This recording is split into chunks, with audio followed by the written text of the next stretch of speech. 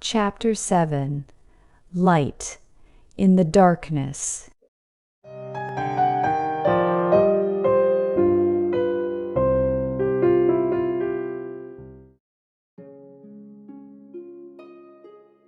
The intelligence with which Lestrade greeted us was so momentous and so unexpected that we were all three fairly dumbfounded.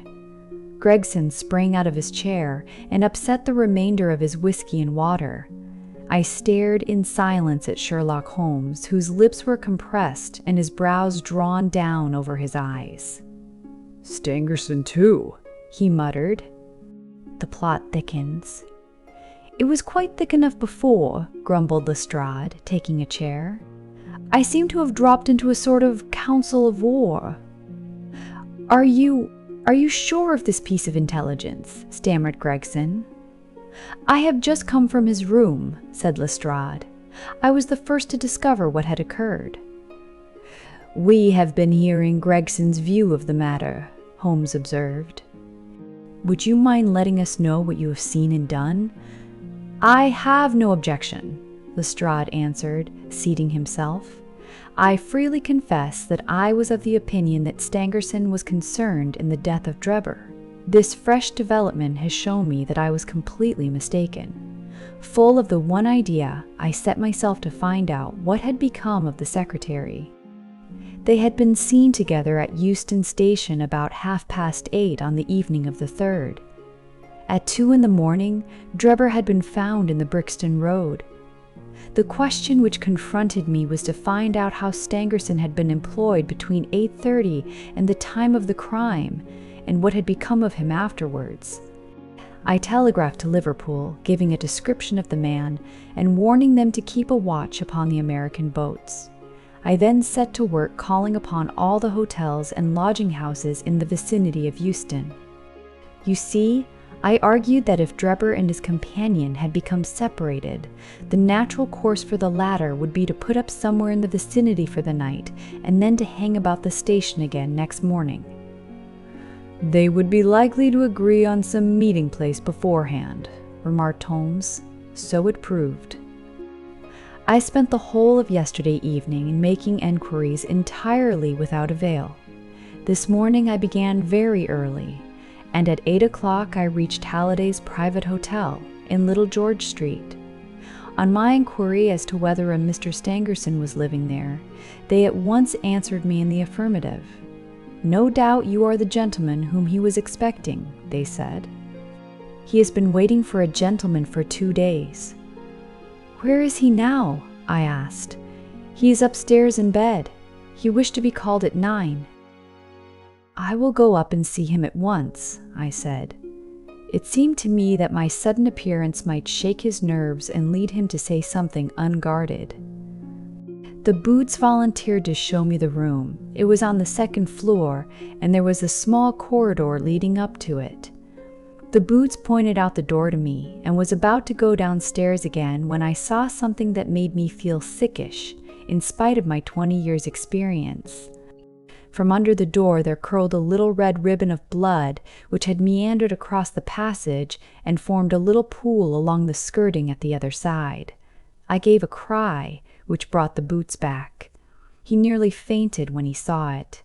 The door was locked on the inside, but we put our shoulders to it and knocked it in. The window of the room was open, and beside the window, all huddled up, lay the body of a man in his nightdress. He was quite dead, and had been for some time, for his limbs were rigid and cold. When we turned him over, the Boots recognized him at once as being the same gentleman who had engaged the room under the name of Joseph Stangerson. The cause of death was a deep stab in the left side, which must have penetrated the heart. And now comes the strangest part of the affair. What do you suppose was above the murdered man? I felt a creeping of the flesh and a presentiment of coming horror even before Sherlock Holmes answered. "The word Rach, written in letters of blood," he said. "That was it," said Lestrade in an awestruck voice, and we were all silent for a while. There was something so methodical and so incomprehensible about the deeds of this unknown assassin that it imparted a fresh ghastliness to his crimes. My nerves, which were steady enough on the field of battle, tingled as I thought of it. "The man was seen," continued Lestrade. "A milk boy, passing on his way to the dairy, happened to walk down the lane which leads from the mews at the back of the hotel. He noticed that a ladder, which usually lay there, was raised against one of the windows of the second floor, which was wide open. After passing, he looked back and saw a man descend the ladder. He came down so quietly and openly that the boy imagined him to be some carpenter or joiner at work in the hotel. He took no particular notice of him, beyond thinking in his own mind that it was early for him to be at work. He has an impression that the man was tall, had a reddish face, and was dressed in a long brownish coat.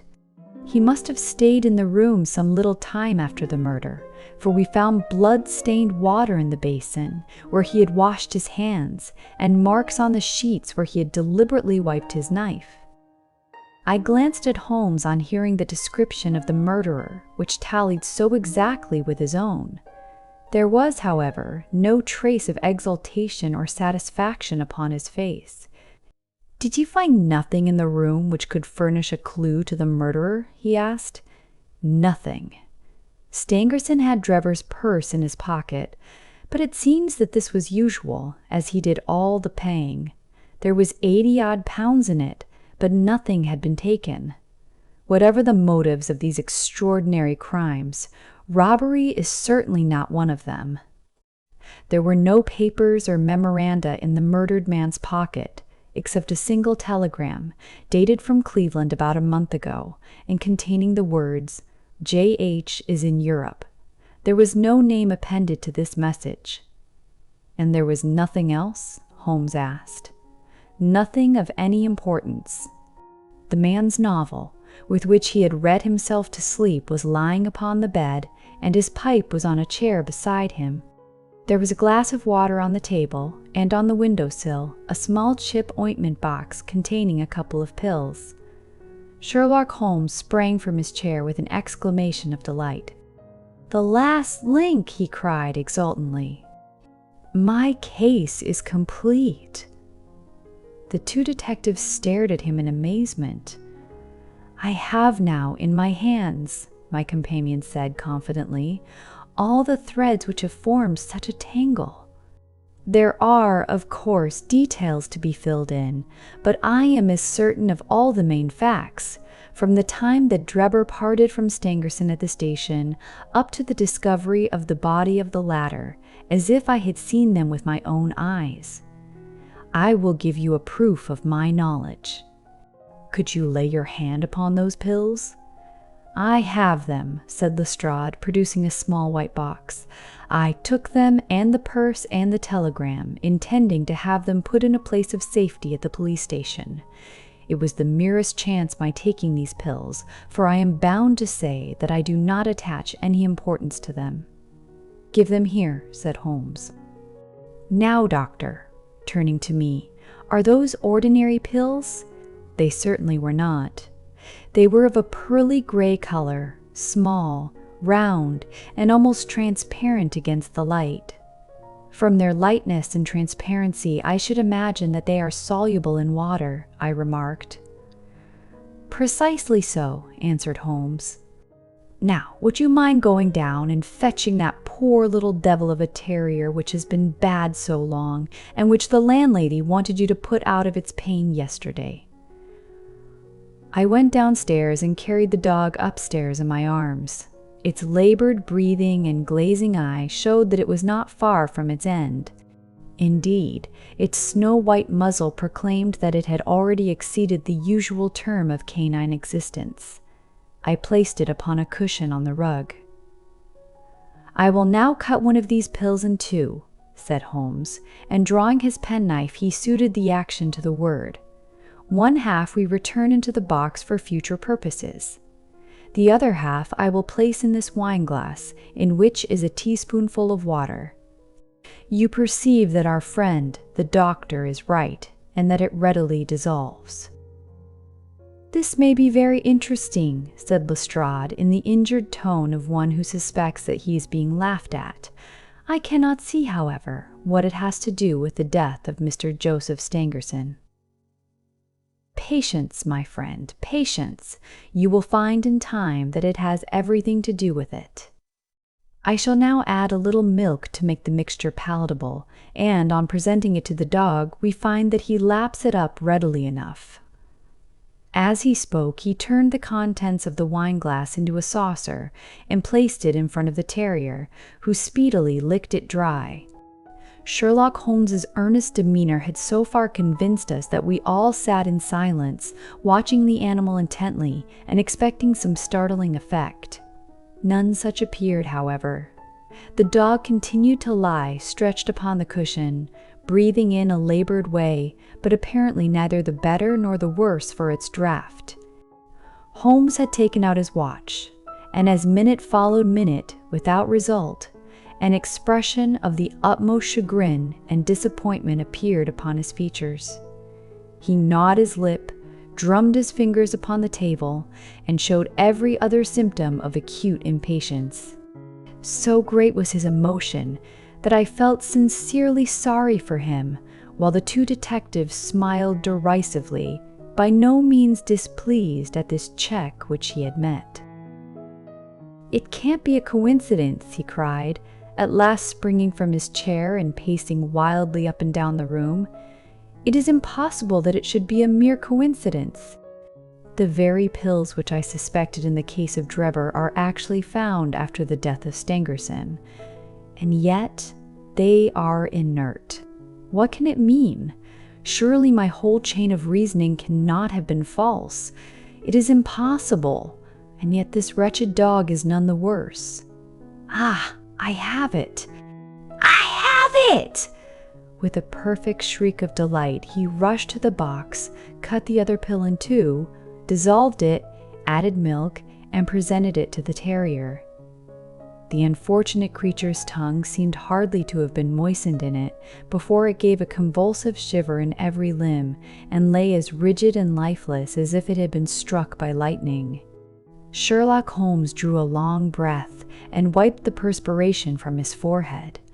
"I should have more faith," he said. "I ought to know by this time that when a fact appears to be opposed to a long train of deductions, it invariably proves to be capable of bearing some other interpretation. Of the two pills in that box, one was of the most deadly poison, and the other was entirely harmless.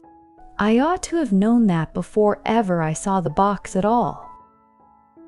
This last statement appeared to me to be so startling that I could hardly believe that he was in his sober senses. There was the dead dog, however, to prove that his conjecture had been correct. It seemed to me that the mists in my own mind were gradually clearing away, and I began to have a dim, vague perception of the truth. "All this seems strange to you," continued Holmes, "because you failed at the beginning of the inquiry to grasp the importance of the single real clue which was presented to you. I had the good fortune to seize upon that, and everything which has occurred since then has served to confirm my original supposition, and, indeed, was the logical sequence of it. Hence things which have perplexed you and made the case more obscure have served to enlighten me and to strengthen my conclusions. It is a mistake to confound strangeness with mystery. The most commonplace crime is often the most mysterious because it presents no new or special features from which deductions may be drawn. This murder would have been infinitely more difficult to unravel had the body of the victim been simply found lying in the roadway without any of those outre and sensational accompaniments which have rendered it remarkable. These strange details, far from making the case more difficult, have really had the effect of making it less so." Mr. Gregson, who had listened to this address with considerable impatience, could contain himself no longer. "Look here, Mr. Sherlock Holmes," he said, "we are all ready to acknowledge that you are a smart man and that you have your own methods of working. We want something more than mere theory and preaching now, though. It is a case of taking the man. I have made my case out, and it seems I was wrong. Young Charpentier could not have been engaged in this second affair. Lestrade went after his man Stangerson, and it appears that he was wrong too. You have thrown out hints here and hints there and seem to know more than we do, but the time has come when we feel that we have a right to ask you straight how much you do know of the business. Can you name the man who did it? I cannot help feeling that Gregson is right, sir, remarked Lestrade. We have both tried, and we have both failed. You have remarked more than once since I have been in the room that you had all the evidence which you require. Surely you will not withhold it any longer. Any delay in arresting the assassin, I observed, might give him time to perpetrate some fresh atrocity. Thus pressed by us all, Holmes showed signs of irresolution. He continued to walk up and down the room with his head sunk on his chest and his brows drawn down, as was his habit when lost in thought. "There will be no more murders," he said at last, stopping abruptly and facing us. "You can put that consideration out of the question. You have asked me if I know the name of the assassin. I do. The mere knowing of his name is a small thing, however, compared with the power of laying our hands upon him. This I expect very shortly to do. I have good hopes of managing it through my own arrangements, but it is a thing which needs delicate handling, for we have a shrewd and desperate man to deal with, who is supported, as I have had occasion to prove, by another who is as clever as himself. As long as this man has no idea that anyone can have a clue, there is some chance of securing him, but if he had the slightest suspicion, he would change his name and vanish in an instant among the 4 million inhabitants of this great city. Without meaning to hurt either of your feelings, I am bound to say that I consider these men to be more than a match for the official force, and that is why I have not asked your assistance. If I fail, I shall, of course, incur all the blame due to this omission, but that I am prepared for. At present, I am ready to promise that the instant that I can communicate with you without endangering my own combinations, I shall do so." Gregson and Lestrade seemed to be far from satisfied by this assurance, or by the depreciating allusion to the detective police.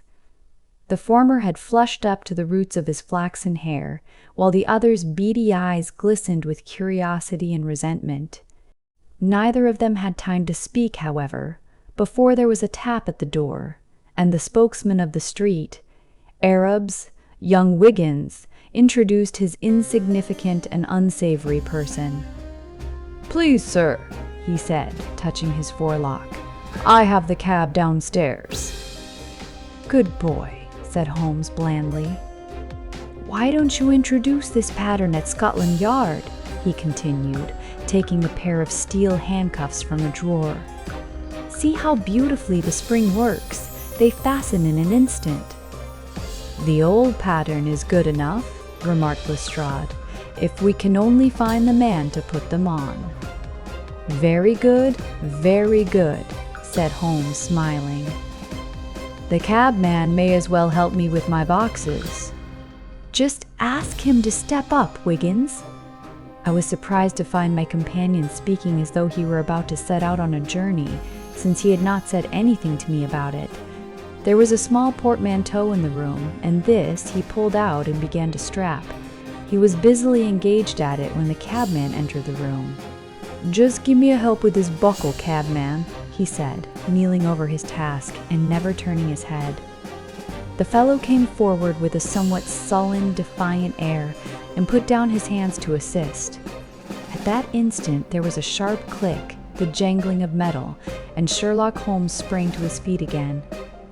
"Gentlemen," he cried with flashing eyes, "let me introduce you to Mr. Jefferson Hope, the murderer of Enoch Drebber and of Joseph Stangerson."